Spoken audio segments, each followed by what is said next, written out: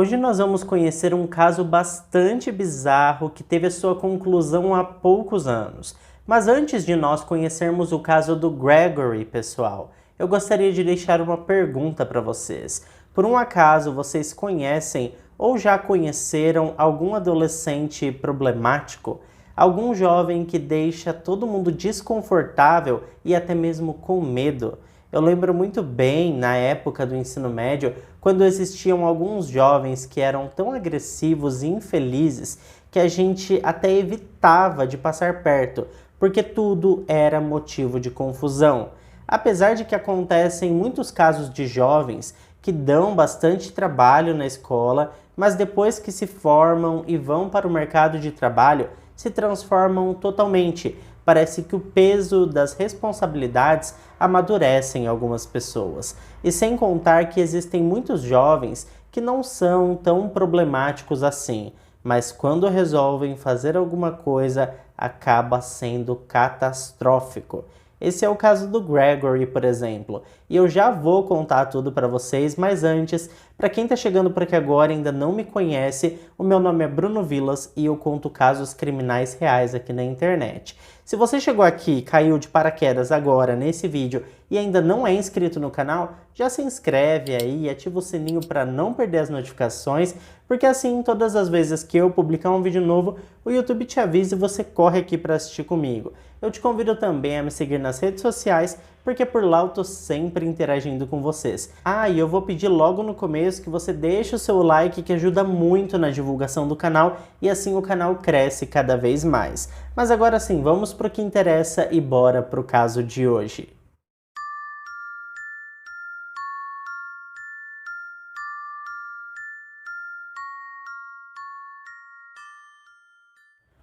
Gregory Logan Ramos nasceu em 2003 nos arredores de Dewberry, uma cidade localizada no estado norte-americano da Flórida. Ele era filho de uma mulher chamada Gayle Elaine Clevinger. O Gregory, pessoal, nasceu quando a Elaine estava com pouco mais de 30 anos de idade.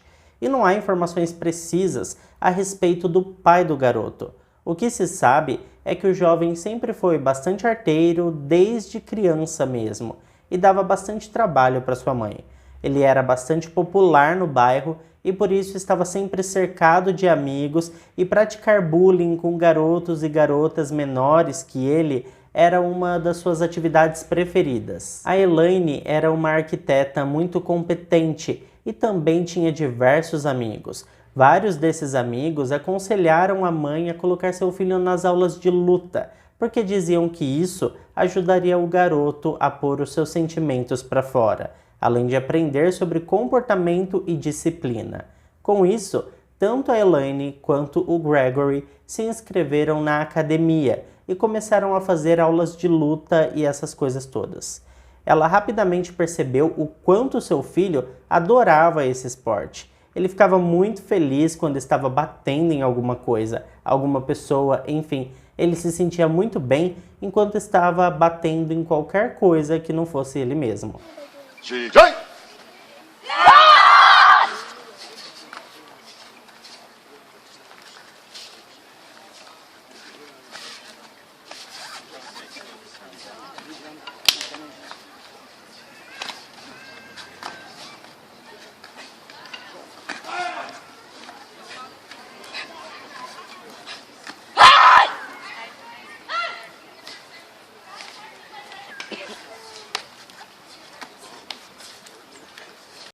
Bom, em algum momento dessa narrativa, a sua mãe conheceu e começou a namorar um homem chamado Daniel Clevinger. Algum tempo depois, eles acabaram se casando e por conta disso a Gayle assumiu o sobrenome do marido. É relatado que o Gregory não tinha muita afinidade com o seu padrasto, e então, para evitar conflitos mais acalorados, cada um deles ficava em seu canto e evitava confrontos diretos. Apesar de tudo, o Gregory era um jovem muito inteligente e surpreendia algumas professoras de determinadas matérias, principalmente matérias relacionadas a cálculos, como matemática, por exemplo. As professoras lamentavam a situação do garoto e diziam que se ele utilizasse toda a sua inteligência para estudar de verdade, ele teria todas as chances de entrar em uma universidade renomada nos Estados Unidos, ou mesmo em outros países. Mas em outras matérias o desempenho do garoto era somente aceitável. Não era dos piores, mas também estava longe de ser um exemplo. Mas conforme o tempo foi passando, as coisas foram ficando mais difíceis, porque ele demonstrava menos interesse pelos estudos e suas notas estavam em queda livre. A sua mãe, naturalmente, não estava nada feliz com tudo isso. Ela chegou a dizer que as únicas coisas que o jovem fazia era estudar, comer e dormir, e que pelo menos isso ele deveria fazer direito: estudar bastante, se alimentar corretamente e não ficar até tarde da noite ou até mesmo da madrugada pela rua com os amigos. Até que nós chegamos no ano de 2018. Nessa altura, o Gregory estava com 15 anos de idade e sua mãe Elaine estava com 46 anos. Na tarde do dia 2 de novembro de 2018, o Gregory fez uma chamada para um número de emergência. Ele tinha acabado de chegar em casa e sua mãe deveria estar na residência. Ele informou que ligou no telefone dela, mas estava fora de área. Além disso, a porta da frente da residência estava aberta com os sinais de arrombamento. E muito por conta da idade do garoto, a atendente rapidamente colocou uma viatura para ir até o endereço para fazer uma checagem e verificar se estava tudo bem, o que estava de fato acontecendo, se tinham roubado a casa, onde que a mãe dele estava. Enfim, os policiais foram para lá para entender a situação. Quando os policiais chegaram, eles perceberam que o carro da marca Toyota, que pertencia a Elaine, estava parado na garagem. Estava destrancado e com o motor ligado.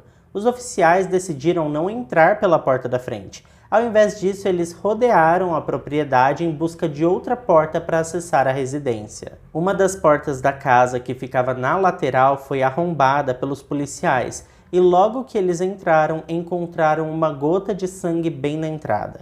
Eles acionaram uma equipe de investigações que esteve rapidamente no local e, analisando aquela cena com bastante frieza, os profissionais puderam notar que era uma cena de furto, porém montada. E em nada se parecia com uma cena autêntica. Parecia que alguém tinha colocado cada coisa no seu determinado lugar para enganar as autoridades, fazendo parecer que aquilo tinha sido um furto.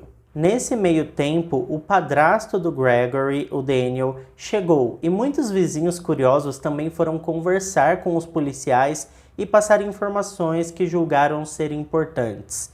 Um dos investigadores dirigiu até o local de trabalho da Elaine e conversou com seus colegas de trabalho.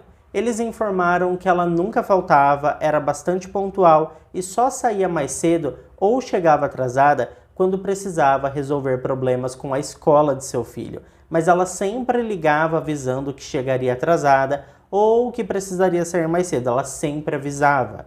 Acontece que naquele dia ela não deu nenhuma satisfação. Então alguns colegas ligaram tanto no celular dela quanto no seu telefone fixo.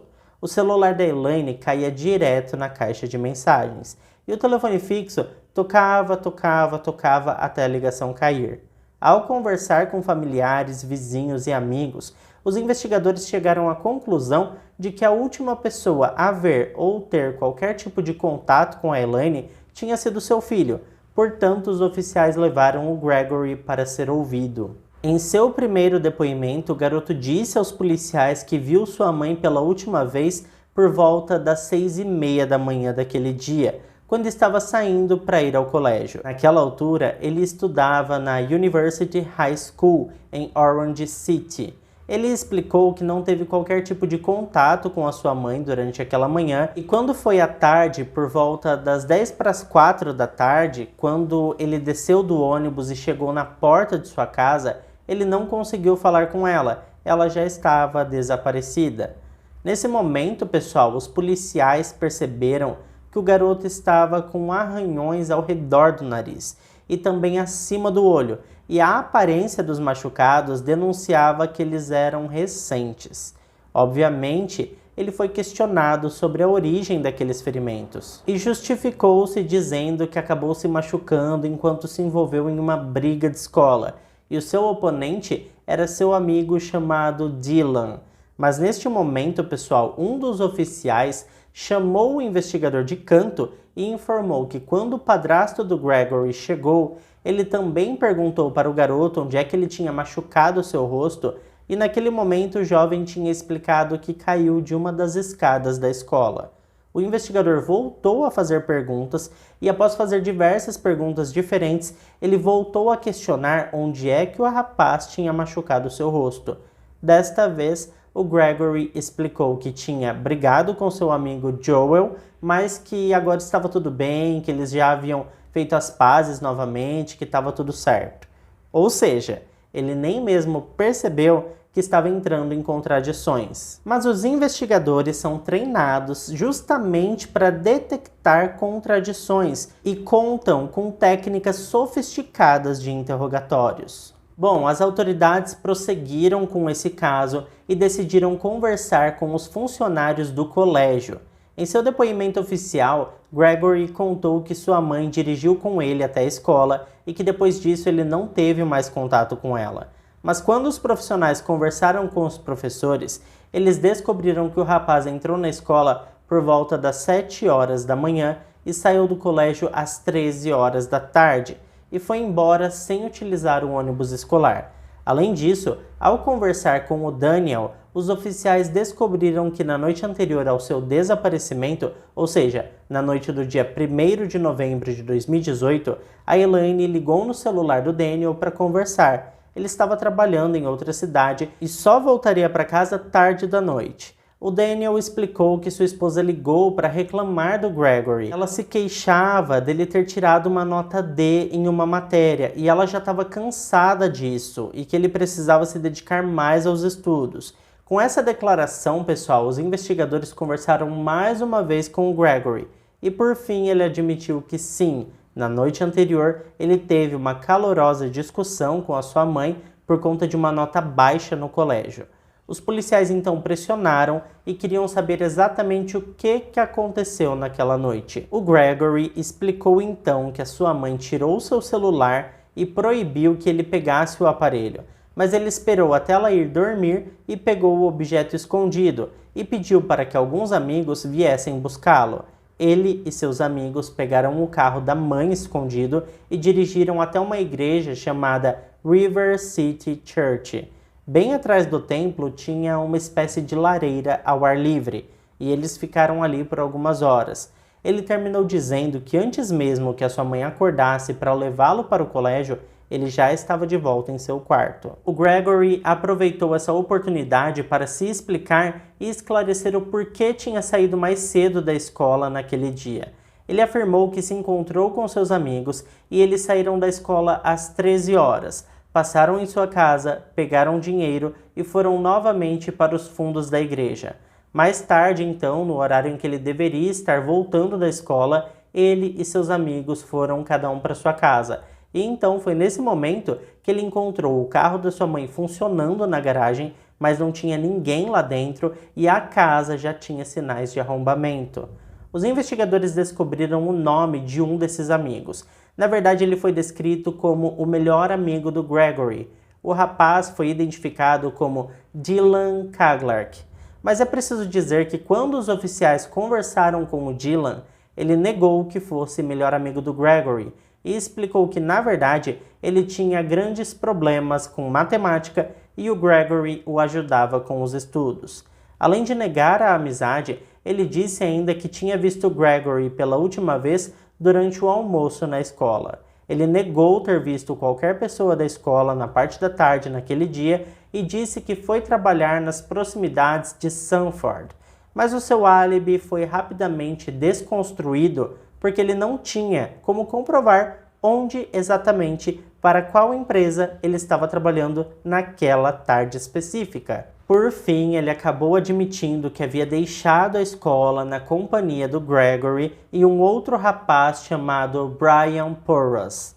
O Dylan não suportou a pressão do interrogatório e, com medo de possíveis consequências irreversíveis no futuro, acabou revelando que ele e o Brian foram buscar o Gregory para irem juntos para a escola por volta das 6h15 da manhã do dia 2 de novembro.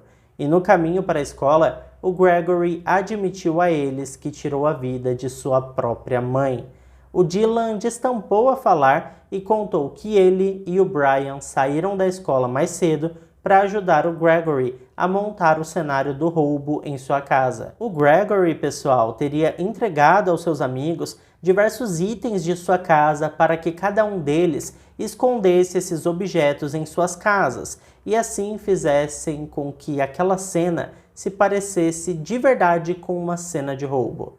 O Dylan contou ainda que os dois se recusaram a levar todos os objetos que o Gregory estava mandando, porque os seus pais perceberiam que algo estava estranho, e isso era muito arriscado.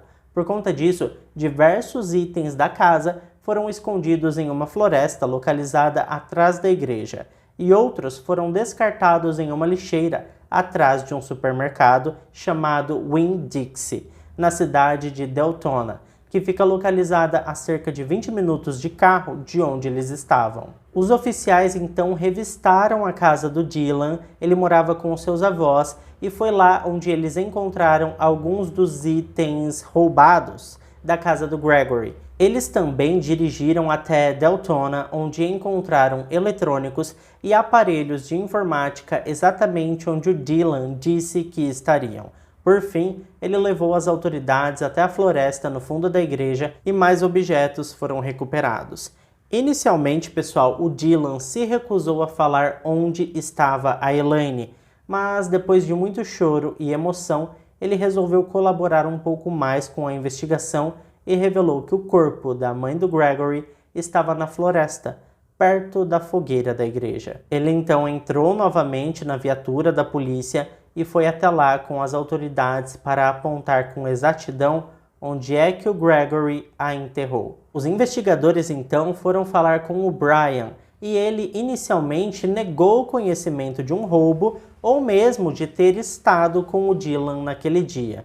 Mas os investigadores já não estavam mais com tanta paciência e contaram que estavam investigando o falecimento da mãe do Gregory e que o Dylan já tinha contado tudo para eles. O Brian então admitiu que deu carona para os meninos e que o Gregory confessou a eles o que tinha feito. Brian contou aos detetives que não acreditou no Gregory no início, mas mesmo assim ele concordou em esconder os itens para encenar um tal roubo. Ele disse também que o Gregory descartou a roupa que estava vestindo em um lago próximo de sua residência. Depois de saber que seus melhores amigos conversaram com os investigadores e contaram tudo o que sabiam, o Gregory resolveu confessar que tinha realmente tirado a vida de sua mãe. De acordo com essa confissão, a discussão entre ele e a sua mãe a respeito de suas notas escolares evoluiu para agressão física, quando sua mãe o atingiu no rosto.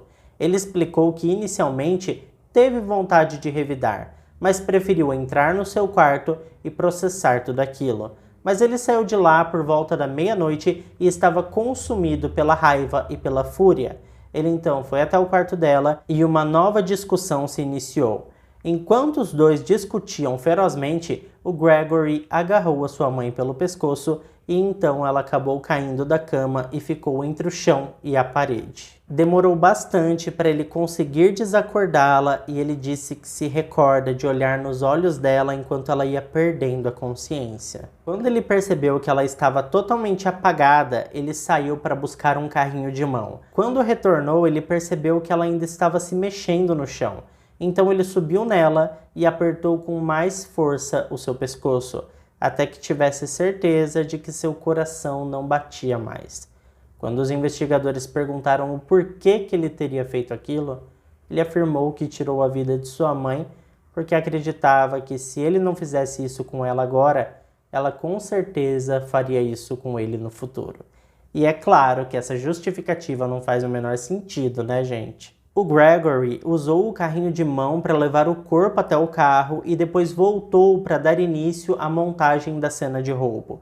Em seguida, ele dirigiu até a cidade de Deltona e foi lá que ele se livrou do carrinho de mão, mas permaneceu com o corpo da mãe no veículo. Por fim, ele foi até a igreja, enterrou o corpo e escondeu alguns itens que já havia retirado de sua casa. Após concluir seu ato monstruoso, o rapaz de 15 anos voltou para casa e se arrumou para ir para a escola. Tudo o que ele contou daqui em diante batia exatamente com o que o Dylan já tinha contado aos investigadores. O xerife do condado de Volusia, chamado Mike Chitwood, descreveu o estudante como sem alma, disse ainda que o garoto não demonstrou nem um pouco de remorso e concluiu atestando que o garoto estava entre os 3 principais sociopatas que ele já havia encontrado em toda a sua vida. O Gregory foi processado e sua defesa tinha uma grande missão pela frente. E os advogados de defesa acharam que não seria uma boa ideia levar o rapaz a julgamento, porque ninguém convenceria o júri de que ele era oprimido e agredido por sua mãe. Até porque nada justificaria o que ele fez com ela, muito menos uma nota baixa no colégio e uma discussão qualquer. Seria impossível justificar a atitude desse rapaz. Esse processo se arrastou por pouco mais de 2 anos e, por fim, sob orientação de seus advogados, em dezembro de 2020, Gregory Logan Ramos, de 17 anos de idade, se declarou culpado pela morte de sua mãe. E em janeiro de 2021, ele foi sentenciado a 45 anos de prisão, com possibilidade de tentativa para condicional após cumprir o mínimo de 25 anos da sentença. A Defensoria Pública considerou uma sentença razoável, visto que se ele fosse a julgamento, eles acreditavam que o rapaz pegaria prisão perpétua, porque ele foi acusado de tirar a vida de sua própria mãe e ainda esconder o corpo. Um dos advogados de defesa, chamado Matt Phillips, conversou com as mídias e disse que o Gregory está extremamente arrependido de suas ações. Chegou também ao conhecimento público que antes de ser preso, o rapaz era membro do Orange City Police Explorers, que é um programa para crianças e adolescentes interessados em carreiras policiais. Ele disse aos investigadores que queria ser detetive quando se tornasse maior de idade. Tanto o Dylan Siglark quanto o Brian Porras ainda enfrentam acusações de cumplicidade após o fato de ajudar o Gregory a encobrir o crime, mas as suas sentenças ainda não saíram. Vale lembrar que os dois estão sendo processados como adultos, embora ainda tivessem 17 anos de idade na época dos acontecimentos. E eu preciso lembrar a vocês que o Gregory tinha apenas 15 anos de idade na época de todos esses acontecimentos e mesmo assim ele pegou 45 anos de prisão. Recentemente eu contei um outro caso aqui no canal, onde um adolescente de 15 anos cometeu aí um crime também daqueles bem... Vocês estão entendendo, né? E, gente, ele foi condenado a 3 anos de terapia. Então, assim, né? Esse caso foi brasileiro, tá? Que o menino foi condenado só a 3 anos. Enfim, eu vou deixar esse caso aqui embaixo para que você possa assistir e entender do que eu tô falando. Mas é isso, pessoal. Esse foi o caso de hoje. Se ficou até aqui comigo, deixa o like que ajuda na divulgação do canal. Eu fico por aqui e até o próximo vídeo.